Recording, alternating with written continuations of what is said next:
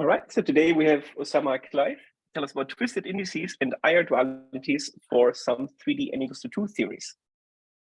Okay. Take it away. Thank you. First, let me start by thanking the organizers of the Quiver meeting for giving me the chance to give a talk. So the talk will be based on this paper and some work that will appear very soon with Cyril Closset. Okay, so let's just start with a quick introduction. So in this talk, we will be mainly interested in studying 3D supersymmetric field theories with 4 supercharges, that is 3D n equal to 2 supersymmetric field theories. We know like the fields in such theories live in two types of multiplets, the vector multiplets and the chiral multiplets. Usually what we are interested in is the behavior of these theories in the infrared. That is, we are interested in studying the moduli spaces of vacua associated with these theories, and especially we are interested in computing the Witten index when these moduli spaces are compact. So we will attack this question in 2 ways. The first one is where we will look at the associated 3DA model for our 3D theory, which we will review in a minute. And the second way, where we will go back to the basics and look at the semi-classical description of the theory. And the nice thing about this is that we will find some more rich and enlightening aspects of the low energy behavior of our theories. So let's start with the 3DA model. How it goes? How does it go? Like, we start with our 3D n equal to 2 theory, and we put it on a Riemann surface with genus G, along with trivial vibration S1, and we do like a topological A twist along the Riemann surface. And in this case, like when we compute the partition function of the theory, what we are doing is that we are computing the so-called twisted index, which is defined in this way, where on the right-hand side we have the usual fermionic operator, and we have the flavor symmetry group, which we will denote by G sub F. And these are the charges associated with this group, and the Y alpha are parameters or fugacities that we associate with the group. And these N are the background gauge fluxes associated again with the flavor group.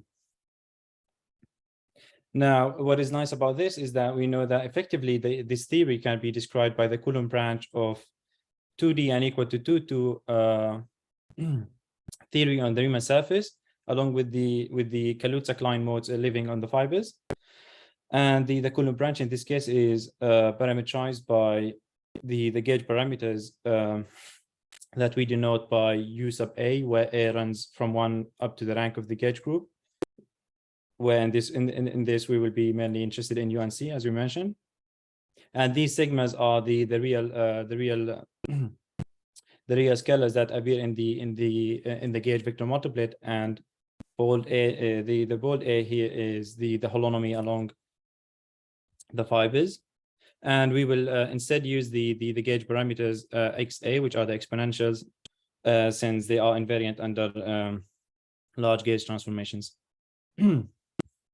Indeed, so the dynamics of the theory is governed by 2 functions, which are one loop exact, and these are the effective tensor superpotential W and the effective Dirton potential.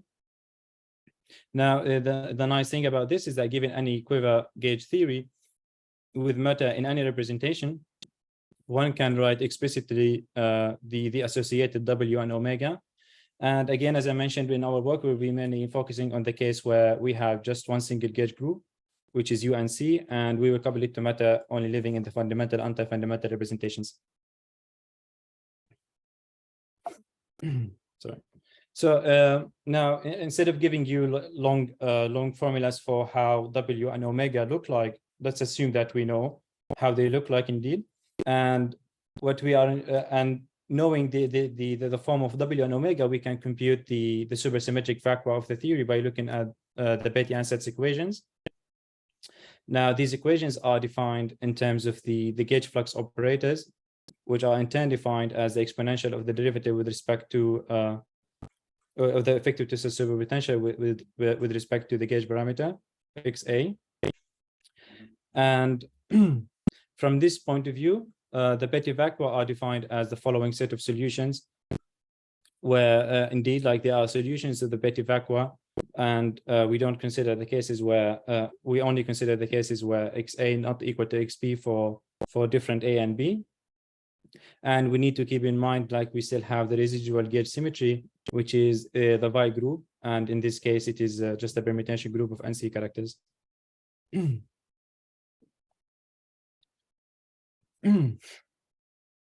Now, looking at our theory as a 2D model, 2DA model, the twisted index of the theory can be computed as the following sum, where we are summing over the what we refer to as the Handy-Gluing operator and the flavor flux operators.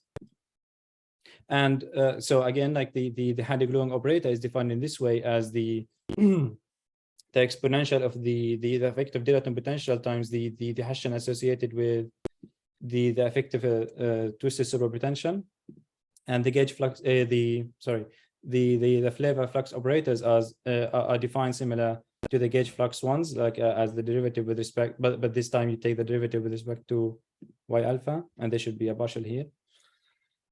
So indeed, the twisted index in this case is just like a sum of the evaluations of these operators on the solutions to the Betti-Ansatz equations. So just like, as an example for what I've been saying so far, as I mentioned earlier, our main focus will be on 3D n equal to 2 U and C theories. We will take the chain Simon levels to be generic, the two K and L. And as I mentioned, we will only be coupling it to matter in the fundamental anti-fundamental representations. So we will denote the number of chiral multiplets in the fundamental representation by n sub f, and the ones in the anti-fundamental representation by n sub a. And we are going to assume for now that none of them is 0. And in this case, we know that the maximal flavor symmetry is of this form, where the SU and F, they rotate the NF fundamental multiplets, and the SU and A, it rotates the anti-fundamentals. And the U and axial is the one that rotates them both simultaneously. That's why we are assuming that none of them is 0. And we also have the usual U1 topological symmetry that we have in 3D, since we have a U1 factor in the U and C here. And we also have the R symmetry. So indeed, let's assume that we know how the effective tensor superpotential and omega look like. One can derive the Betti-Ansatz equations associated with this theory, and we find them to be of this in this form of the polynomial equations, where just to explain what is happening here, we have first of all, we have NC equations, like the equal to the rank of the gauge group. The YA here is the parameter that we associate with the U and A. YJ tilde are the ones associated with SU and A. And YI are the ones associated with SU and F. And we also have the Q, which is the exponential of the Fi parameter. And here we have this mixed chain Simon level, which one needs to fix when defining the theory. So now that we have the polynomial equations for the Betti-Ansatz equations to find the explicit form for the twisted index, for this theory, one would wish to be able to solve these coupled polynomial equations and then substitute each solutions in the expression for H and pi sub alpha, and then sum over all these values.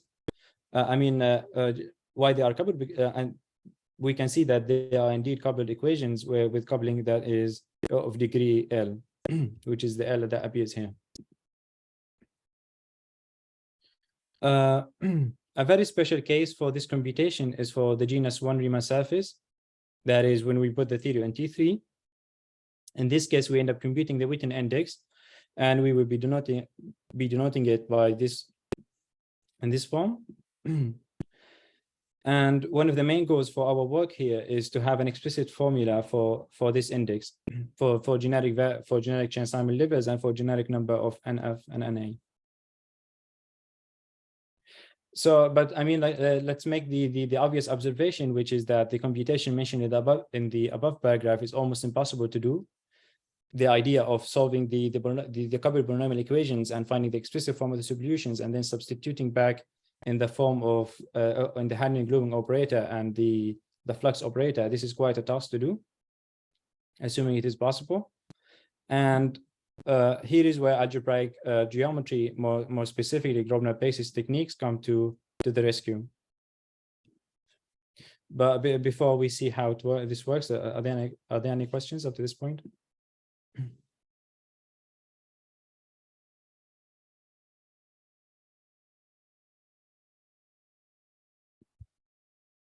Okay.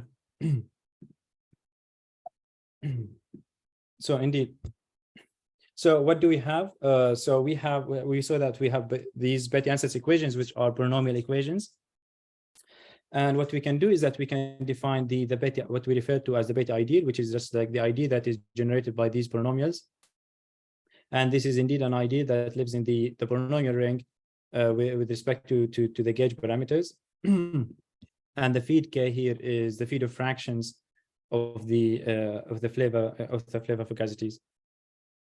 Then what one can do is that we can consider the quotient ring, of course, like where we quotient this polynomial ring by the Bethe ideal. And what we are interested in is the zero set of the Bethe ideal, and this zero set is nothing but the Bethe vacua. Now we assume that this zero set is indeed this zero set is zero dimensional in the sense that it has discrete elements. And this is equivalent to saying that this quotient ring R is finite, and we will denote the rank of R by D sub R, and this will be the number of solutions, that is the Witten index. So this is what we have, and what we want is that, let's say that we have two polynomials, P1 and P2 in the polynomial ring, and we are interested in finding this sum. That is, we are interested in finding the sum of the evaluations of P1 over P2 when evaluated over these Bethe vacua. And just like to say something like why we are interested in why we are only interested in this particular form, like that is the rational functions, because we know that the Hadamard-Globing operator and the flavor flux operators are rational functions in the X. And of course, we assume that these are not zero. That is, it's not part of the Bethe ideal. And so, of course, yes, please. Can you go back to the previous point, page 7, and give some idea of the physics motivation for these computations? You mean computing this one? Yeah. Well, I mean, okay, like for us, like there are a lot of motivations. One of them is to, for example, as I will mention later, is testing infrared dualities. Because like one thing we will see like is not only how to compute the Witten index, is also like the explicit form for the modular space of vacua. And one thing we will do later is to start doing matching for these vacua on both sides of the dualities that I will also review later, like Aharoni duality and Gibbon-Kutasev dualities. And there is I see. So okay, so you are saying that the main tool is computation of various indices, and the physical application is to compare different types of dualities. Okay. Indeed, and there is also like another application, like, but it's still a work in progress, is to to study the geometric aspect of this thing, because if you know about like this 3D quantum K-theory correspondence, but this is still a work in progress. It's just I see. Indeed, but there is some underlying geometry you're saying. Indeed. Because we will see, like we will start getting Grossmanian varieties at some point, and And this is related where when you study the invariance in the 3D, you are study some invariance in quantum K theory associated with the Grassmannian variety. I see. As I will point out at some point, indeed. Okay. Thanks for that question. Okay. Thank you.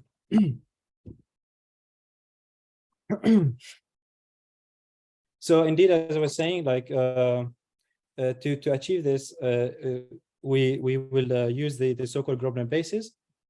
And what is that? It is a generating basis for the ideal of the Betty ideal that we have, and it is of dimension dr, and we will denote the elements of this basis by E sub s. So indeed, like if you have a polynomial b of x, what you can consider, you can study, of course, you can also directly associate the equivalency class in the quotient ring. And what is special about the Grobner basis is that there is that we have a unique decomposition of P with respect to the elements of E sub s, with respect to elements of the Grobner basis. That is, this remainder is always unique, and this is not usually the case when you study polynomials and polynomial rings. And then, like, one can associate to any polynomial a D sub r times D sub r matrix. We will refer to it as the companion matrix, and we will denote it by this. And the elements of this matrix are defined in this way. That is, if you study the product of two elements, like of the equivalency class of P with the elements of the Grobner basis, and then you expand them, these elements are or these coefficients define the components of the companion matrix. And it's a quick exercise where one can show that the companion matrix respects the ring structure. That is, if you the companion matrix of the sum and the difference of two polynomials is equal to the sum and difference of the two companion matrices. And similarly, when you take the product and the fraction of the two polynomials, again assuming that P2 does not live in the Betty ideal. And the nice assertion is that there is a one-to-one correspondence between the eigenvalues of this companion matrix and the evaluations of the polynomial B on the Betty vacuas.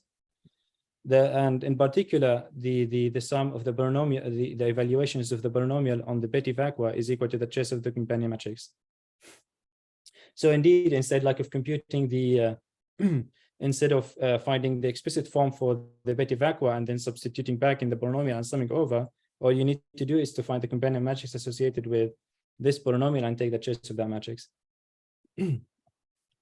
And in particular, if for our purposes, as I mentioned, we are interested in this quantity, which is the sum of the evaluation of the fraction.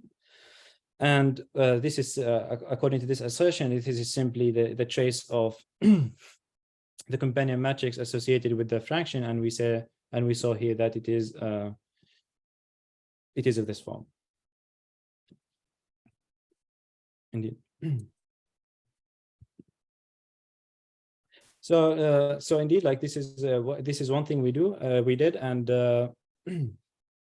for example, let's go back to our theories, and instead of jumping to applying this to quivers and complicating stuff, let's go to the simplest case, which is the abelian theory. And let's say that we covered this theory to one flavor. And just to remind you, by one flavor, I mean one chiral multiplet in the fundamental representation and one in the anti-fundamental representation. So yeah, indeed, like if you put it on a genus 2 Riemann surface using these techniques, you can compute this for the twisted index. And you can also like go one rank up. You can go to U2 theory, and again, like you can couple it, for example, with two flavors. And we find that on genus G Riemann surface, we get this expression for the twisted index, where here by chi I mean the because you know here now that you have two flavors, you have SU2 times SU2 as part of the flavor symmetry, and this guy is the character associated with the fundamental of the flavor, the fundamental of SU2, and this one is the anti-fundamental of SU2. And also, like, you can start finding some identities like this one, between partition functions associated with different theories. And we will come back to this one, and we will see that it is a check of a check of a duality. There's also another U1 global symmetry. What do you do with this one? Say it again, sorry. You said the global symmetry is SU2 plus SU2. And there is U1, yes. By A, It's you mean. actually S of U2 times U2. So, could you so repeat there's that? additional U1 to that. So you have U2 acting on. This is the gauge symmetry, yes? Yes. And another, the gauge symmetry or the flavor symmetry? No, this is the gauge symmetry. But because you have two flavors, you have SU2 times SU2 as a flavor symmetry. And there is an additional U1, no? You mean U1 axial or? Yeah. This is the U1 axial indeed. Oh, I see. Okay, so you have five fugacity, three fugacity. One for SU2, the second, and an additional U1. Okay. And yes, also like there is also like the topological one, the Q, but it does not appear in this expression. I see. Okay. Yes. And you're saying that you should see it as U2 times U2 mod U1. Yeah. Was your comment? Okay. Yeah, I call that S of U2 times U2. Yes, indeed. Thank you.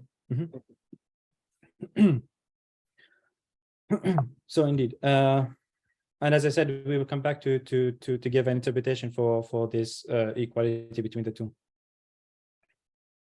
So now again, coming back to one of our purposes, which is computing the Witten index. And as I pointed out earlier, a very special case of interest is where we put it on T3. And what we want, like we can use the bner-basis techniques that we just overviewed, and we can compute this index for different values of NC, K, L, and NF, and NA. So one thing we did, like in the early stages of the project, is to extrapolate, or we managed to extrapolate the Witten index for the TQFT limit, or like the pure n equal to 2 UNC Chern-Simon theory, and we found it to be of this form. But then we proved it from first principles by, of course, because you know, like UNC is isomorphic to SUNC times U1 modding by ZNC. And this is the one associated with SUNC, and this is the one associated with U1, and then you mod by NC up to NC factor about that. Now, although one can generate big tables for the indices, it is a difficult task, of course, to try to predict the general pattern. This is this parameter is L or I? What is the L? Sorry, yes, L. I see. And so, what are K and L again? K is the level. So you know that UNC is SUNC times U1. So you have the K is the level for SUN, and K plus LNC times NC is the level for U1. You choose it in this part, okay, because there's some periodicity. Sorry, say again. There is periodicity with respect to NC for the U1 level. Okay. But yeah, and also like in the isomorphism, you have to mod out by ZNC, which is the NC I abuse here. So yeah, again, like it is a difficult, of course, it's a difficult task to try to predict the general pattern for general NCK and blah blah blah. But so what we will do is that we will postpone this discussion for later.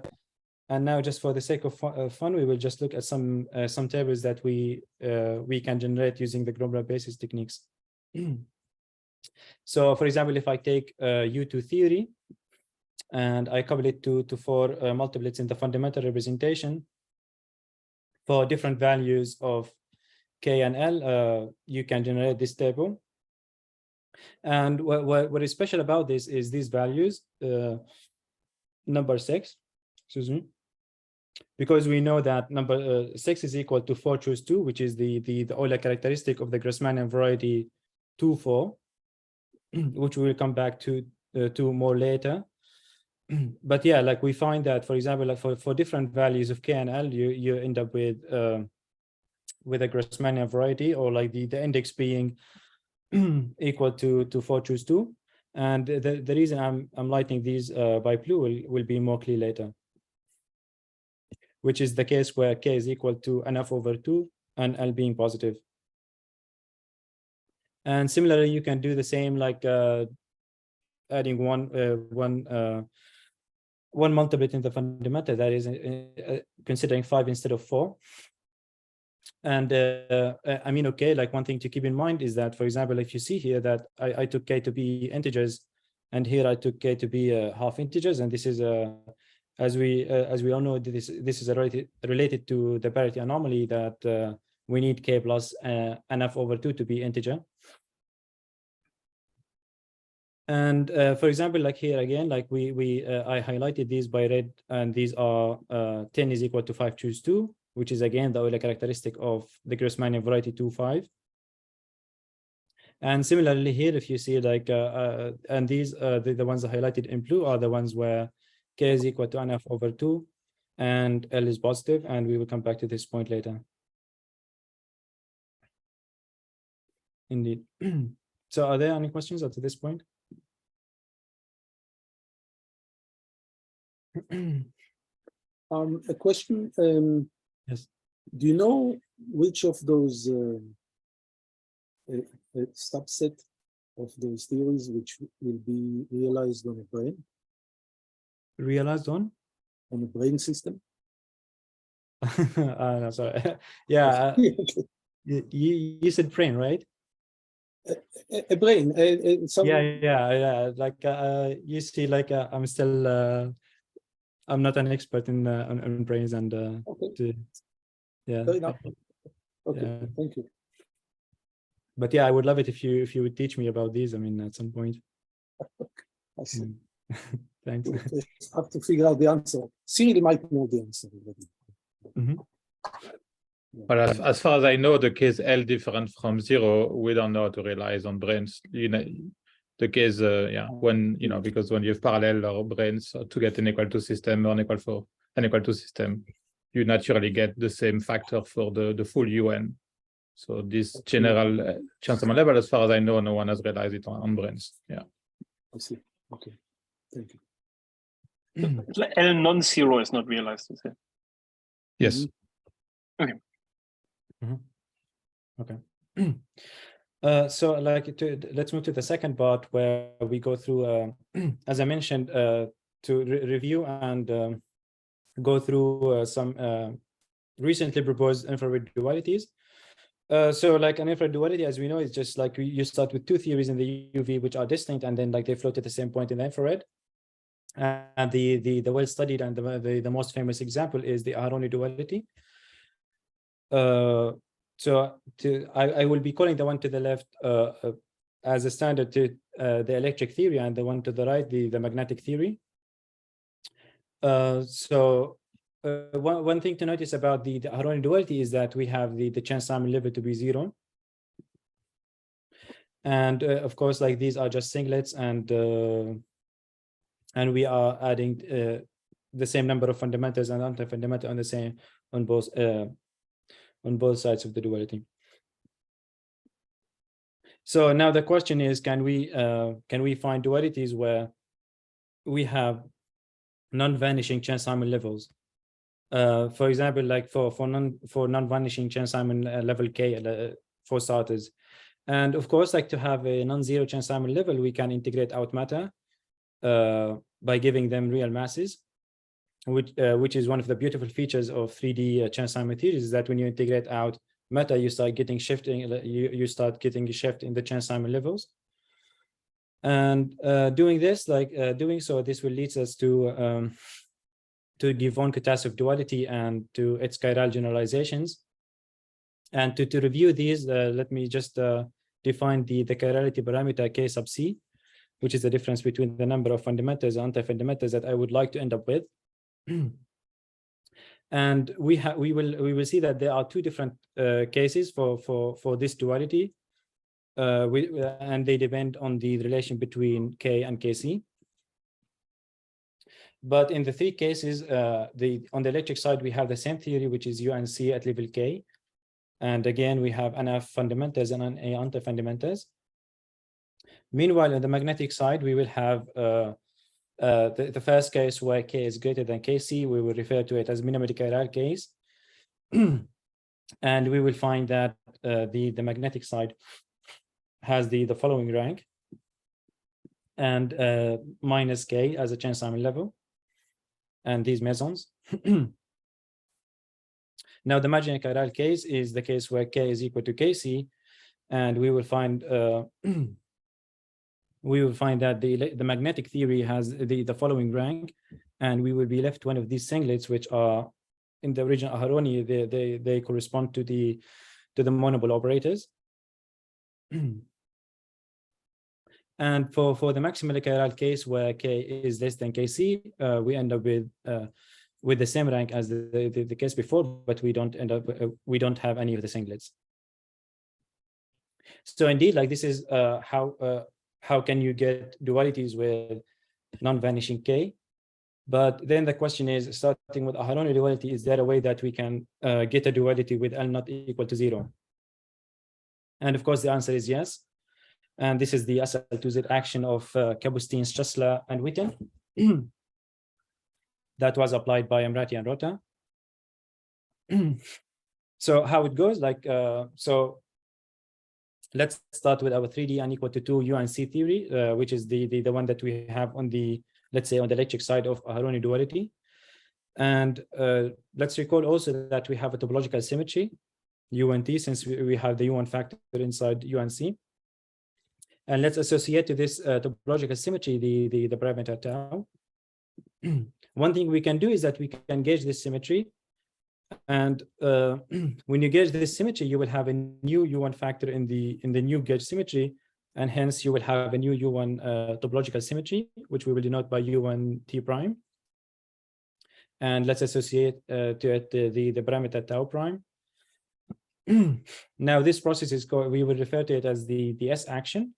And at the level of the effective twisted superpotential and the effective Dayton potential, it has the following effect, where at the level of the effective twisted superpotential, it just adds this coupling, since it's a new topological symmetry associated with the new U1 gauge symmetry. And at the level of the Dayton potential, it does nothing. But of course, like, you need to keep in mind that since now it's a new gauge symmetry, then like in the Bethe, at the level of the Bethe-Ansatz equations, you need also to add the Bethe-Ansatz equations that you get from the new gauge parameter. Meanwhile, like the T action of the SL2Z is just adding a level 1 Chern-Simon term to the U1 topological, which is saying that at the level of the effective twisted superpotential, you just add 1/2 tau times tau plus 1. And of course, like, one can show that they do indeed satisfy the SL2Z relation, that is S squared, and as the cube is equal to 1 up to some, in this case, up to some charge conjugation operator. And what it does is just like changes the sign of tau inside U and omega. So of course, so we have this SL2Z actions. Let's start with Aharoni duality, and we will apply this particular SL2Z action to both sides of the duality. And you can see, like, the reason why using T is that we need T to the L is that we need to end up with Chern-Simon level L in the end.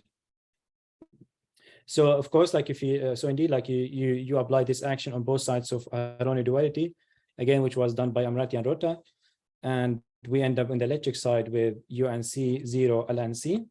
So we got what we wanted, and it will be coupled to enough fundamental flavors. Meanwhile, on the magnetic side, we get two in the gauge group, consisting of two sectors, where the L appears as a U1 sub L. And we also have new singlets here, the X and some baryons like P plus and minus.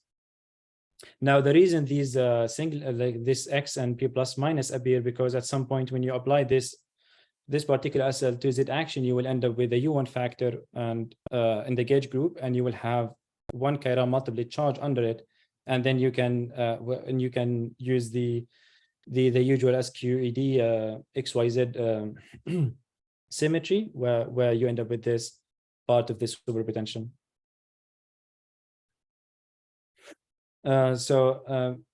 Okay, like on the magnetic side, we have this table for the charges, where these baryons they live in the determinant representation of the non-abelian factor of the gauge group.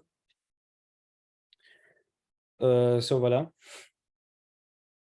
And now that we know how to find dualities with different with non-zero k and dualities with non-zero l, then you can combine the two, and you can compose the two to find dualities with non-zero l and k at the same time.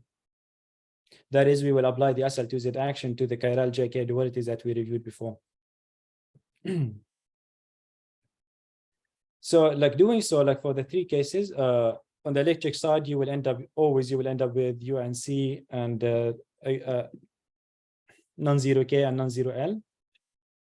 Meanwhile, on the magnetic side, it depends on the relation between K and KC. For example, for the minimally chiral case, you will end up with this with this theory in the magnetic side, where again NC dual is the same as the new rank we got before, which is NF plus NA over 2 plus absolute value of K minus NC. And similarly, in the imaginary chiral case, you get this on the magnetic side. And same as we saw, like when we did mass deformations for Aharoni, here like one of the baryons remain massless, and which one depends on the sign of K and the relation and the overall sign between K and KC. And for the maximally chiral case, we end up with this beautiful and simple like gauge group on the magnetic side, which has like a very nice geometric interpretation for particular values of L and K that we will come back to later. So indeed, like now we can use knowing these dualities, we can check if they do indeed if they are indeed dualities or not, like using our basis using our Grosvenor basis techniques, because like one of the statements of the dualities is that or one way to say the duality is that you compute the twisted index on both sides and they should match. And for example, like the Witten index on both sides, and it should match. So like we did this test for a lot of cases using these Grosvenor basis techniques. For example, like we come back to this identity that we saw before, which one can interpret in terms of Ammirati-Rota duality. And one thing that we can do from these knee dualities or like generalized given Kutasov dualities, we can find like a slight generalization for the level rank duality. This has to do with the case where we have two gauge groups in the electric side. And one condition for this duality to work is that K and K prime are assumed to be of different signs. And we have the same L in all the cases. Where by this, I mean, of course, like you have a mixture and Simon level between the two gauge groups.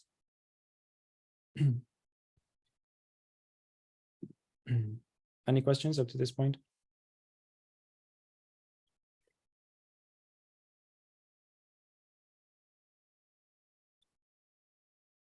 And of course, for this duality to work, also we are assuming that there are no matter.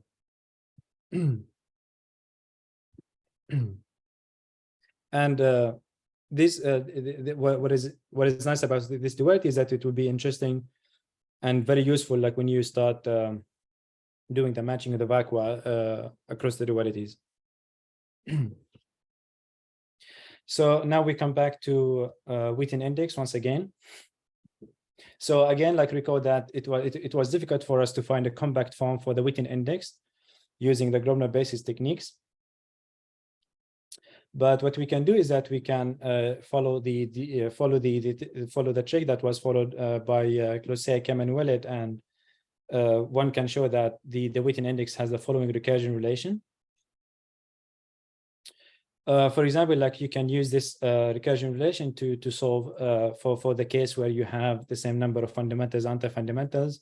And for example, in this case, we found that the explicit expression for the index is of this form, depending on whether K is vanishing or non-vanishing. But then, like still, the question is, what about the general case where NF is not equal to NA? So let's assume that NF is greater than NA without any loss of generality. So our task now, we can use this recursion relation to solve indeed for NF and NA, assuming that we know how it looks like for the case where one of them is vanishing. So our task now is to find this index. And the way we are going to do so, and we will go back to the basics, and we will look at the semi-classical description of for the supersymmetric vacuum. So for our UNC theory with NF multiplets in the fundamental representation and none in the anti-fundamental representation, we have these equations or these semi-classical equations for the vacuum, where these are our chiral multiplets, and this is the usual sigma, and these are masses associated with the fundamentals. And this f of sigma is defined in this way, where we have this level and this k level, and this is the fi parameter.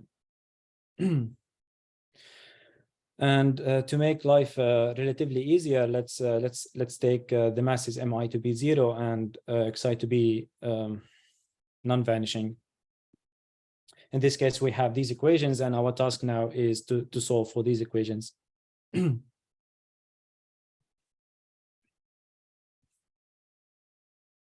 So again, like let's go to the simplest case, which is the abelian case, and we have Chern-Simons level K and NF in the fundamental representation. Let's say that they have charges +1. And this is the analysis that was done by Intilligator and Seiberg. So in this case, like the vacuum equations are of this form. So one thing you can do is that you can look at the so like in general, like we have the four possibilities. The first one is where we have a Higgs vacuum or Higgs branch, and this is the one that you get when you take sigma to be 0, and you assume that xi, the fi parameter, is positive, because in this case you will see that the qi get a viv, and like from this equation you will see that you have indeed these qi there parameterize cb and f minus 1, because you need to keep in mind that you need to mod out by the U1 gauge transformation. The other type of vacua is where you take the qi to be 0 and you solve for f of sigma to be 0. That is, you solve for the case where sigma is non-vanishing and it satisfies f of sigma is equal to 0. And I mean, okay, like from this you can see that if sigma is non-vanishing, these become massive, and you need to integrate them out, and you need by integrate them out you need to shift the Chern-Simons level, and hence you get the k effective, where this is the k effective. It depends on the sign of sigma, whether it is positive or negative. And sometimes you could get a mixture between the two. That is, you could get a mixture between a Higgs and topological vacua. And again, just like the reason we call it topological vacua, because like, as you can see, you will end up with a TQFT, because like this one will have no matter charge under it. And sometimes we could end up with potential non-compact Coulomb branch, which we will try to avoid in this talk. So indeed, like if you, as I mentioned, for example, like if you take sigma to be 0, you sorry, what was the last thing you said that you avoid in the talk? Oh, non-compact Coulomb branch. Okay, thank you. Thanks. So yeah, for example, like as I mentioned, like if you take sigma to be 0, you will end up with the Higgs branch. If you look at sigma positive and it solves f of sigma is equal to 0, you will end up with this particular TQFT, and this is the Heaviside step function, and it appears as a constraint, and this is the constraint for sigma to be positive indeed. And similarly for the case where you take sigma to be negative and you end up with this particular TQFT, and again this is to ensure that indeed sigma is negative. So like doing so now that we have these solutions, you can compute the index for this case, and it is of this form where we can see that, for example, like in this region, like we don't have the TQFTs, and the index is none other than the Euler characteristic of the projective variety NF-1, which is NF. And in this region, like you get a contribution from this from the three components, and you will see that it is of this form. Okay. And again, like we are assuming that psi is positive here, the Fi parameter is positive. But I mean, you remember that we took the Fi parameter to be positive so that we get this solution.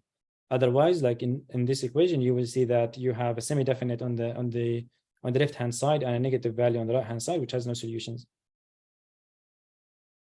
So indeed, like if you take xi to be negative, you get you only get TQFTs.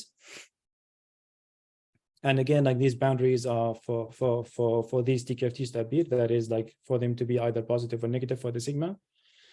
And for example, like in the geometric window where k is between minus NF/2 and NF/2, you will see that if you change the value of the Fi parameter along from positive to negative, you will go from geometry to a TQFT.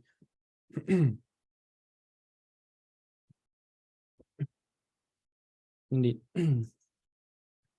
So for example, like we can do the same analysis for higher ranks. Again, let's go back to our U2 theory with 4 flavors.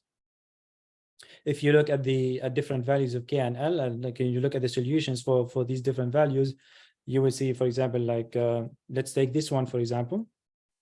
You will see that for positive Fi parameter, you have a pure geometry on this side, which is our Grassmannian 2-4. But if you take the Fi parameter to be negative, you will get 2 sectors. One of them is a pure TQFT, and the other one is a mixing between a Higgs branch and a TQFT. Meanwhile, for this particular value, you will see that you will get a pure geometry on the positive region, but on the negative region, you get a pure TQFT. And like, and this is something that we observed from this analysis. And of course, you can compute the index on for this one, or the index for this one, and you will see that they do indeed match. And also, like using this analysis, we can generate like same tables as the one we had before from the normal basis, but this time we generate them from counting the solutions to the Betti equation, to the semi-classical equations. And indeed, like we get back our sexes here, like for these particular values of L and K. But if you remember, like here we had before different numbers. I think there were 9, 12, 15, 18, 21, 24. And so this is something that we notice, is that there is something missing in the semi-classical description. And we believe, for example, like for the case where K is equal to NF/2, and for L being positive, there are some strong coupling effects that are not accounted for by the semi-classical equations of vacua. And this missing part leads to this missing number of vacua from the ones that we had from the 3D Omaro body view. So can you go back to the previous picture? Which, this one? Yes. Mm-hmm. So you get a Grassmannian 2-4. So the complex dimension is 4, right? Mm-hmm. 2-dimensional subspaces of 4-dimensional space, yeah. Complex. Yeah, so complex dimension is 4. And so you seem to get it as a general thing. That's probably because you have U2 with 4 flavors. And then you say that the level, so there is a rich structure which depends on the level, and you get those extra. Right, so if the levels were 0, you'll just have G24, right? Let me check. Yes. So you could look at the numbers and tell that that's yes. So what, like, just to make a comment, like, so what we did is that we found the explicit form for the WAC form. Take general NC and take general NF and K and L. We found like the general explicit form for the vacua, for the modular space of vacua, geometrically and TQFT. And from this, you can compute the associated Witten index. I see. Because we know how the Witten, for example, like we saw, I mean, there are different cases, like we know how the Witten index looks like for TQFT, and this is something we checked. And we know what the Witten index for associated with the Grassmann variety. We know that it's an Euler characteristic. Yeah. And then like we compared, for example, like we compared with the bner-basis techniques, and we found a matching. And then we compared, we studied for the dualities and both sides, and as I will mention in a minute. I see. But I think the surprising part is this very rich dependence on the choice of those two levels. Thank you. Indeed, yeah, it is indeed, and like this is something that we are still like trying to understand more, because like it is known that there is a particular window, like from the 3D point of view, where you end up with the Grassmannian variety with pure geometry. It was known. I mean. So far, it's known for L for this case, L equal to -1, 0, and 1, and K is between -NF/2 and NF/2. But we found, for example, like there are other cases for L and K that you end up with pure geometry. I see. And one thing we're trying to understand is its relation to how to interpret these things from the point of view quantum K theory of the Grassmannian. I see. Yes. Okay. Thank you. Now, if you go again back to the previous slide, what would be the limits? So you say that L, it was already modular. So you say K plus 2L. L can be any integer? I see. And K is quantized based on parity anomaly, like it's either integer or half integer. Since, But you here normalize because here all values are integer. Because you see, like K plus 4/2 needs to be an integer. So K plus 2, so K is integer indeed. But like as I showed in the table for the bner-basis, if you take NF to be 5, then I am forced to take the cases where K is half integer. Because I can generally, you know that I need to take K plus NF plus NA/2 to be an integer. Yeah. Now, why the case 2 doesn't show K equals to 2 in the table? So yeah, like that's what I mentioned is that. Thank you. I left it intentionally. That's what I mentioned in here, indeed. So. I mean, like if I take the case where where L is negative, there are no problems. Like if I take L to be from 0 to a negative region, there are no problems. But in this case, there is a missing part, which as far as we believe, it's not accounted for in the semi-classical description of the vacua.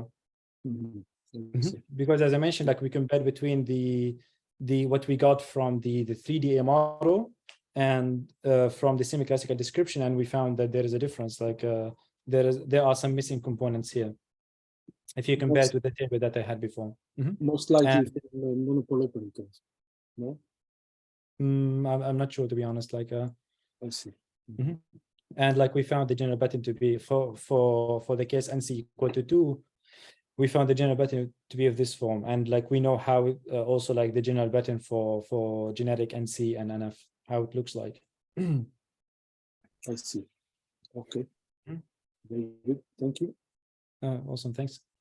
So indeed, like as I mentioned, like we can also like do this, but unfortunately, I only added just one table for the maximally chiral duality with negative Fi parameter.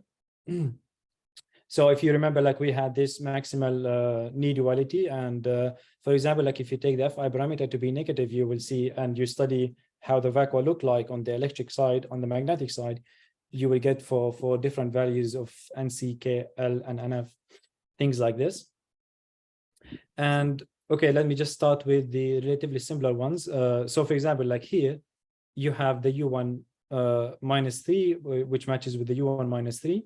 And you have Grassmannian 5,8, which matches with Grassmannian 3,8, and this is known as the Grassmannian duality. Because you can take like either the 3 subspace or like its complement, which is our 5 subspaces, 5-dimensional subspaces, sorry. And similarly here, you have the U11 and you have the U11. And again, you have Grassmannian duality, which is 4,7 and 7 - 4,7. And for these two cases, you need to take the TQFT limit of the max, no, of the minimally, of the minimally chiral knee duality. By TQFT limit, I mean like just ignore, just take NF equal to NA equal to 0, and you will see that this is these are just special cases of that duality. Especially that we have a mixing, which is sine of K, which is 1. Indeed.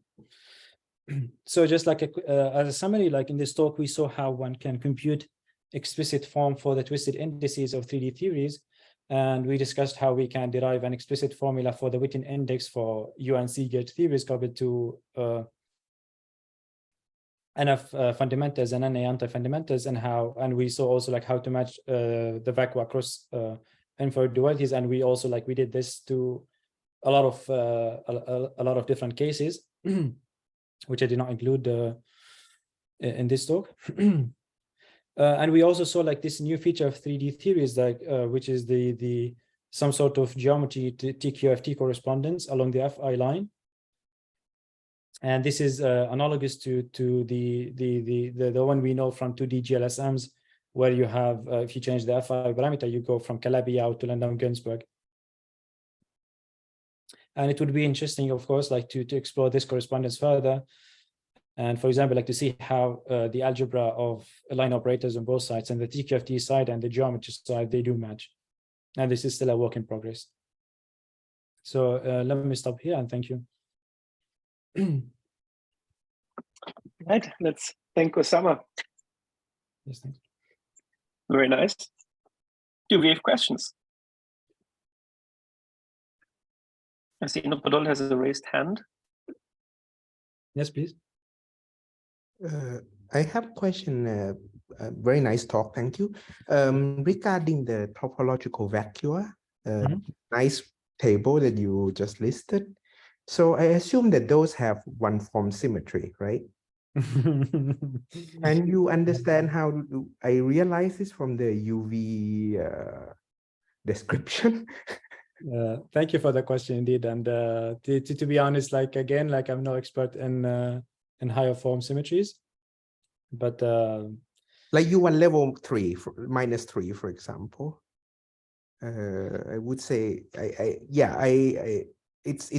it's very nice that you see from the index computation, but I'm curious how to see this from the where does it arise, and because on the UV I didn't seem to see it, right?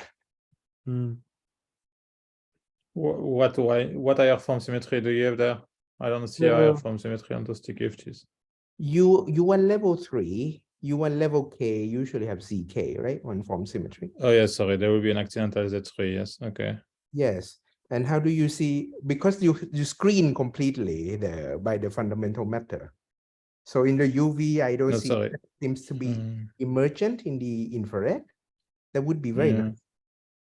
Yeah, indeed. Yeah, I'm not sure. So you have basically the large table of enhanced one form symmetry, basically, right? if you flip to the large table that and it's depend on zeta and depend on the sign of Fourier Laplace parameter, right? Mm-hmm. The large table that you had in the previous slides. Yes, this one. Mm-hmm. Yeah. I mean, as I mentioned, like I'm still like at the reading stage of generalized symmetries and higher form symmetries. So I'm sorry, I can't say anything in particular about this. It's really nice, by the way, but okay. Thank you. But maybe when I know more about generalized symmetries, I can give you an answer to the question. Thanks for the question. Very good. Do we have more questions? Maybe I can ask some very naive computational questions. Yes, please. So you use these Grobner-basis things to make simple discounting with this computation, which is difficult otherwise. But computationally, Grobner-basis, they become very hard to compute if the number of variables is large. So do you encounter this, or is it always just straightforward to evaluate with the computer? No. Of course we do. Like I mean, like for example, like we used singular in Mathematica, but of course, like when you start going to higher ranks like 4 and 5, they start getting indeed. Yeah, so that's my question. When do you? Yeah. For example, like if you keep the y's to be generic and you then set them to 1, like indeed when you start going to 4 and 5, the code crashes. But I mean, like for the Grobner-basis, for the Witten index in particular, we can just take the y's to be 1, and the computation becomes relatively faster. And you always rely on taking, like you have to fix all parameters to do the Grobner-basis computation, right? You can never do it while letting some of the parameters arbitrary. No, of course, like the y's you can keep them arbitrary, and the q's can be by if you mean by the parameters the q and y. No, the y, yeah, no, but I mean the l's and k's. Yes, like it's just like an input in the function. Yeah, but you have to, each time you compute it, it's for a particular value of L and K. There is no way to do it. Well, I mean, the reason is that you need to keep in mind. Okay, let me go back. Because like mathematics is not as genius as you might think, you know. It's just because, like you see, like sometimes, like when you take L to be negative, you need to move it to the other side. Otherwise, it won't be a polynomial equation, it will be a fractional equation. So like, so you need to tell Mathematica to keep these cases in mind and somehow to move it around. And but yeah, like as an input to the function that we build, we need to give them K and L. Yeah. Also for singular, it's a particular ideal, right? So you do fix all the parameters to define the ideal you deal with in singular. Yeah. That's my question, because in principle, like if you were doing it by hand, maybe there is a way to run the algorithm while keeping L generic, and then I guess it would be crazy complex. Like the answer as a function of L would be completely intractable. I was just curious. Okay, thank you. Yeah, awesome.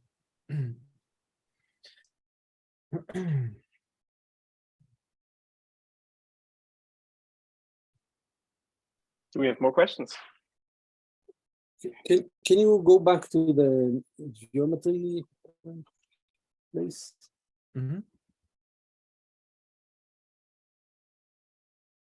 You mean this one or this one? This, yes. So when you say, so let's take the 4-7 case. So you have a Grassmannian, which is 4-dimensional. Then there is P3, which is 3-dimensional. What do you mean 4-dimensional? Sorry. The complex dimension of G24 is 4. And then the complex dimension of P3 is 3. I mean, like Grassmannian 2,4 is 6, right? It's like taking 2-dimensional subspaces of 4. Is that what you mean? That's 4 complex dimensions, right? Yeah, you are counting the vacuum, right? Not vacuum, the space itself, the geometric space. Okay, keep going. Okay. It's the dimension of this moduli space. So here you have 4. And here well, you have it's a combination of the 2 and the 4, which gives you complex dimension 4. And then I'm just trying to understand the complex dimensions of these spaces. One of them is 4-dimensional, the other one is 3-dimensional. And U19, I'm not sure how to think about this one. Grassmannian is 4, choose 2 is 6. The complex dimension is 4. But as 6 is the other characteristic, which is what we care about for the number of aqua. But yeah. But that's the what geometry is the modular space, right? Yeah, it's the full moduli space. Yeah, so it's a bunch of distinct. Yeah. So is it that you have unions of several components? Yes, it's a union. Well, it's like distinct sectors. That's disjunct union. Yeah. Disjoint union, and you say that the dimension could vary. Yes, it's different components. So there is a G24 component, and it's like you can think of emerging as different points on the classical Coulomb branch, right? And you have to sum over all of them. And now U19 geometrically, how does it look? It's a TQFT. Oh, it doesn't have any complex dimension is 0. And then U2 216. Again, it's dimension 0.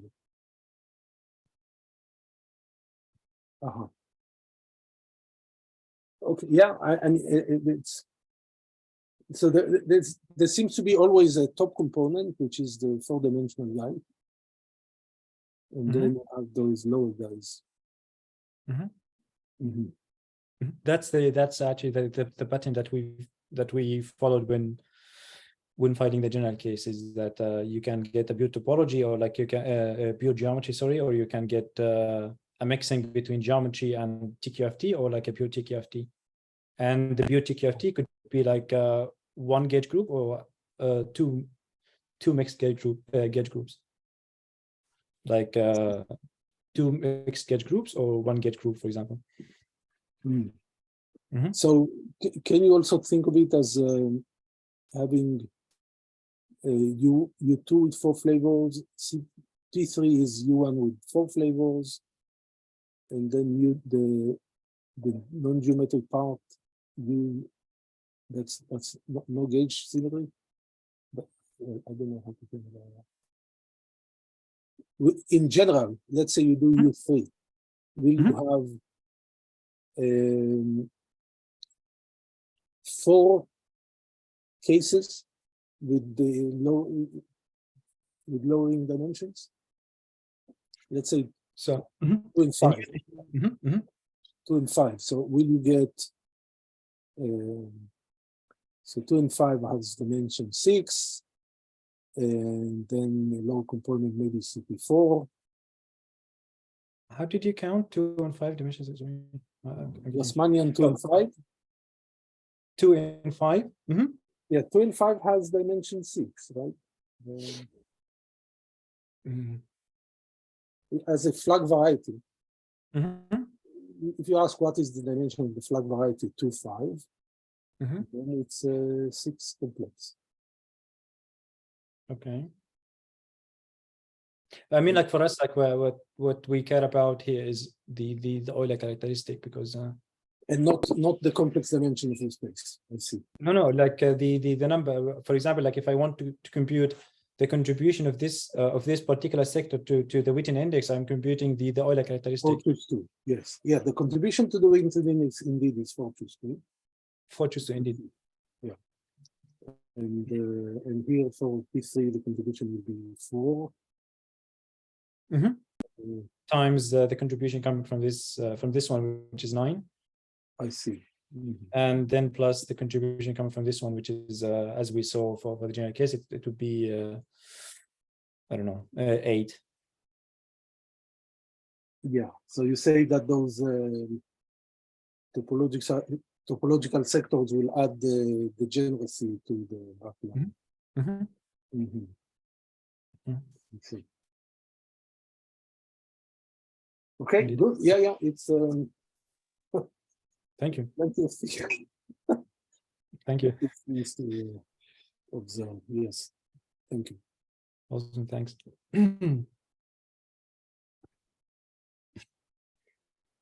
Great. Do we have more questions? Well, then let's thank Osama again for this nice talk, and I'll Thank you. stop the Cheers. recording. We can go off.